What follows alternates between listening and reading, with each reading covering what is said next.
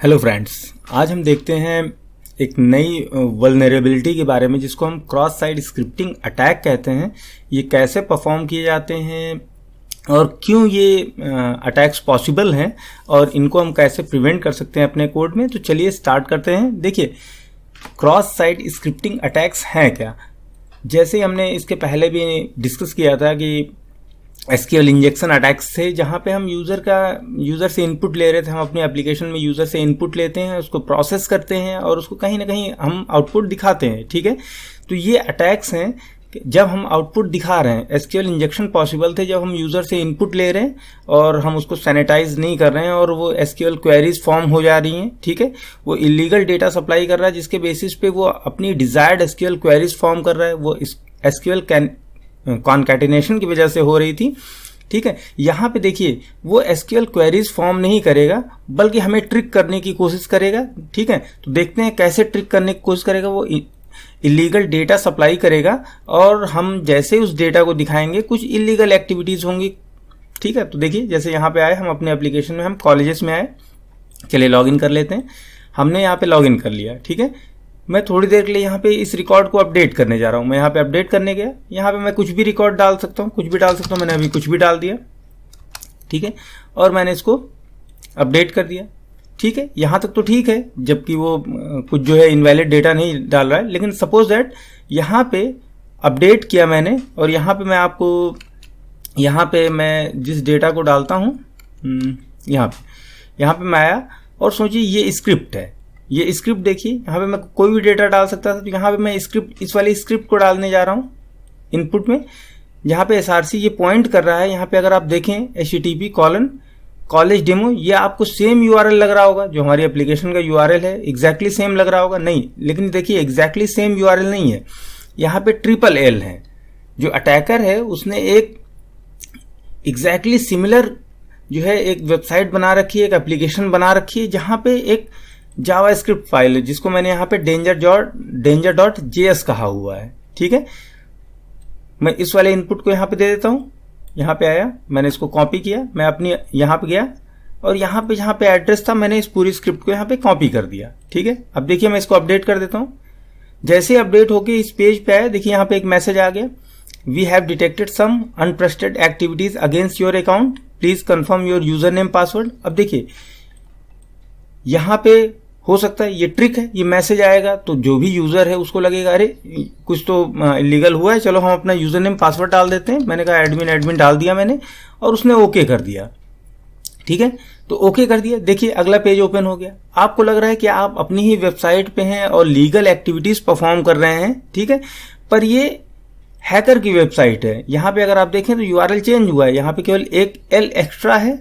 ठीक है, URL change हो गया। हम दूसरी वेबसाइट पे चले गए, वहां उसको एडमिन मिल गया है। ठीक है, तो अटैकर के पास हमारा यूजर नेम पासवर्ड पहुंच गया है। ठीक है, हम इस विंडो को ओपन करेंगे और अपना काम करते रहेंगे तो हमको लगेगा नहीं हम तो अपनी ही एप्लीकेशन में इस तरीके से अटैकर ने अटैक हमारी वेबसाइट पे कर लिया, हमारे यूजर नेम पासवर्ड को उसने ले लिया है। ठीक है, तो चलिए हम दूसरा देखते हैं। अब देखिए हमारे पेज पे यहाँ पे स्क्रिप्ट इंजेक्ट हो रही है। वो स्क्रिप्ट कुछ भी कर सकती है। ठीक है, अगर वो स्क्रिप्ट हमारे पेज पे आ गई है तो कुछ भी कर सकती है। देखिए जैसे मैंने कैंसिल किया, यहाँ पे एक लिंक आ गया है, since you are our one of the oldest customers we are providing you gift, click here to get it. जैसे ही मैं यहाँ पे क्लिक करूंगा, आप देखिए यहाँ पे यूआरएल, ये फिर से मैं अटैकर की वेबसाइट पे पहुंच गया हूं और यहाँ पे पैरामीटर में अगर आप देखें तो यहाँ पे टोकन आ गया है। ठीक है, तो उसके पास हमारा टोकन भी पहुंच गया है जो हमने CSRF अटैक से प्रिवेंशन के लिए लगाया था। ठीक है, तो यहाँ से अटैक्स परफॉर्म कर सकता है। ठीक है, तो इस तरीके से हमारे पेज पे वो अगर कोई स्क्रिप्ट इंजेक्ट हो पा रही है तो उससे क्या क्या हो सकता है इसका हम अंदाजा भी नहीं लगा सकते। बहुत सब कुछ हो सकता है। वो हमारे पूरे पेज को रीड कर सकता है, जो डेटा हो उसको कहीं और ट्रांसफर कर सकता है। ठीक है, तो यहाँ पे तो देखिए यहाँ पे एडमिन ने अपने यूजर अकाउंट से लॉगिन किया था और मैंने यहाँ पे आपको सैंपल दिखाया कि कैसे अगर हम यूजर से इनपुट ले रहे हैं और हमने उसको सैनिटाइज या फिल्टर नहीं किया है प्रॉपरली तो क्या क्या पॉसिबिलिटीज हैं, कैसे हमारी एप्लीकेशन को हैक किया जा सकता है। लेकिन अटैकर ये काम कहाँ करेगा? कोई यूजर ये काम तो करेगा नहीं लॉगिन होके कि अपने ही अकाउंट में वो इलीगल डेटा डाले, ठीक है, और खुद ही हैक हो जाए। ठीक है, वो ये काम तो करेगा नहीं। अटैकर ये काम करेगा पब्लिक फॉर्म्स पे, जैसे हम कई बार जो कि सभी को एक्सेसिबल होती हैं, जैसे हम शॉपिंग करते हैं, शॉपिंग में कमेंट्स होते हैं, तो कमेंट्स वो सभी यूजर्स को विजिबल होते हैं, सभी अपने अकाउंट से लॉगिन करते हैं, उन कमेंट्स को देखते हैं। तो अगर कमेंट बॉक्स में कोई बंदा इसी स्क्रिप्ट को डाल दे तो जितने भी यूजर अपने लॉगिन करके कमेंट को देखेंगे उनको वो ट्रिक किया जा सकता है, ठीक है। फीडबैक फॉर्म है, कॉन्टैक्ट फॉर्म है, तो जो पब्लिक फॉर्म है जो बहुत सारे यूजर्स को दिखते हैं, वहां पे ये ट्रिक अगर अपनाई जाती है, ये ट्रिक अटैकर अपनाता है तो बहुत सारे अकाउंट्स को हैक किया जा सकता है, बहुत सारे यूजर्स को ट्रिक किया जा सकता है, ठीक है। तो दोस्तों ये है एक्सेस अटैक। तो आपको लग ही गया होगा कि इसका प्रिवेंशन क्या है।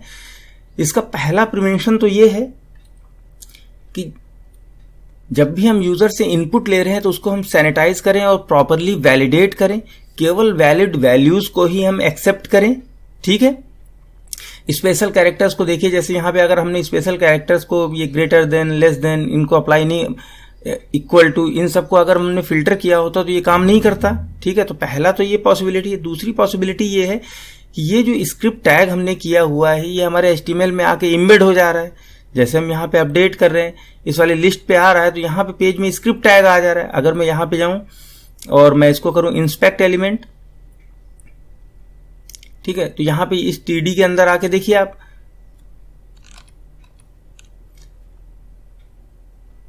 इस TD के अंदर आके देखिए यहां पे स्क्रिप्ट आ गई है जिसकी वजह से ये एग्जीक्यूट कर जा रहा है, ठीक है भाई। HTML पेज में स्क्रिप्ट है तो एग्जीक्यूट करेगी, ठीक है।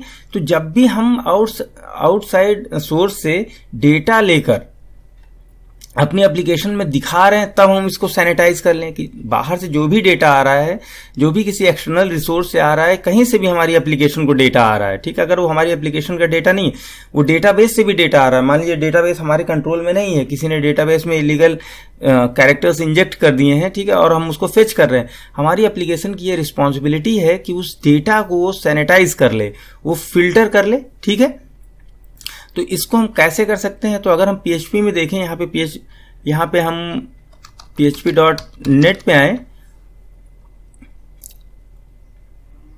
ठीक है, और यहाँ पे हम सर्च करें HTML, ठीक है, HTML स्पेशल, ठीक है, ठीक है, HTML स्पेशल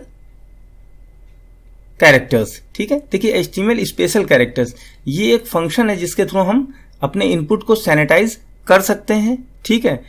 कैसे कर सकते हैं, यहाँ पे देखिए ये पूरा दिया हुआ है कि ये HTML स्पेशल कैरेक्टर्स, ठीक है। ये यहाँ पे आए अगर हम तो इसको देखें, पैरामीटर्स लेता है, स्ट्रिंग लेता है जिसको हमें कन्वर्ट करना है, और फ्लैग्स लेता है, जो फ्लैग्स उसको बताते हैं कि क्या भाई कॉमा को रिमूव करना है, सिंगल कोट्स को रखना है या डबल कोट्स को रखना है या किसको रिमूव करना है, ठीक है। अगर यहाँ पे हम नीचे की तरफ आएंगे, ठीक है, तो यहाँ पे हमें एग्जाम्पल भी मिल जाएंगे। यहाँ पे देखिए हमें एग्जाम्पल मिल गया है, HTML स्पेशल कैरेक्टर्स को एंकर टैग सप्लाई किया गया और ENT कोट्स लिया गया है, ठीक है। अगर ENT कोट्स को हम यहाँ पर पढ़ें, ठीक है, ENT कोट्स को कहें will convert both double and single quotes, ठीक है, डबल और सिंगल कोट्स दोनों को ही कन्वर्ट कर देगा, ठीक है। वो इस वैसे कैरेक्टर में कन्वर्ट कर देगा जैसे यहां पे देखिए इसने कर दिया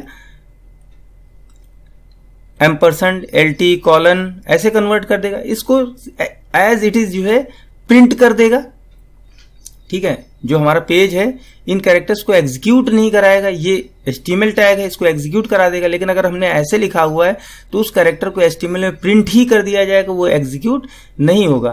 तो हम इस फंक्शन का यूज करके अपने इनपुट को सैनिटाइज कर सकते हैं, ठीक है। तो आप लोग इसको इंप्लीमेंट करने की कोशिश कीजिएगा। कैसे इंप्लीमेंट करेंगे मैं थोड़ा सा हिंट दे देता हूं।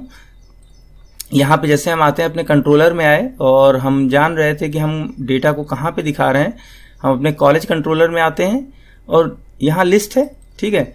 यहाँ इस लिस्ट college.php, लिस्ट college.php हम अपने व्यूज पे आते हैं और व्यूज पे आ गए और हमने कहा कॉलेज लिस्ट college.php, यहाँ पे आ गए। देखिए हम अपने डेटा को यहाँ पे दिखा रहे हैं, यहाँ पे डेटा प्रिंट हो रहा है। अगर इस डेटा को हम सैनिटाइज कर लें, ठीक, मान लीजिए मैंने एक फंक्शन बना दिया है, ठीक है, मैंने कह दिया फिल्टर, ठीक है, इस तरीके से मैंने फिल्टर बना दिया, फिल्टर एक फंक्शन बना दिया और इसको मैं ये डेटा सप्लाई कर देता हूं। ठीक है, तो चलिए हम अपने फिल्टर फंक्शन को क्रिएट कर लेते हैं। ये ग्लोबल फंक्शन है तो इसको हम अपने फ्रंट कंट्रोलर में क्रिएट करते हैं या यूटिल में ही क्रिएट कर लेते हैं हम लोग यहाँ लिब के अंदर, ताकि हर जगह ये अवेलेबल हो जाए। ठीक है, हम यूटिल्स में ही आ जाते हैं और यूटिल में ही एक फंक्शन को हम क्रिएट कर लेते हैं। यहाँ पर हम सबसे नीचे आ गए और यहाँ पे हम कहते हैं फंक्शन, मैंने कहा फिल्टर। ठीक है, यहाँ से हमें इनपुट मिला, मैंने कहा इनपुट और मैंने यहाँ पे